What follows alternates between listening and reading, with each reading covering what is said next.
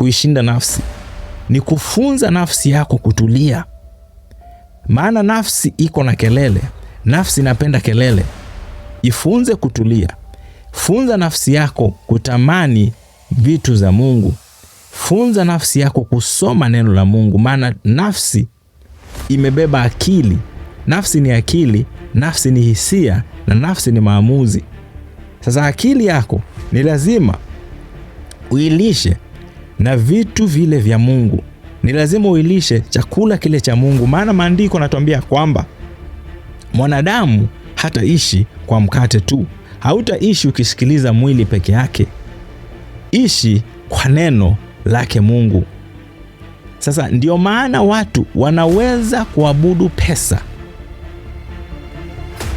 kuabudu tamaa, kuabudu maumivu yao bila kujua.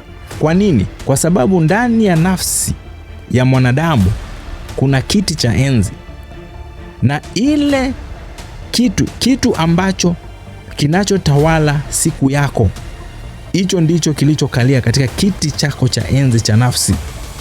Sasa kama ni hasira imetawala, imekalia katika kiti chako cha enzi cha nafsi, hasira ndiyo itakao determine uamuzi wako, matendo yako na maisha yako venye yatakuwa.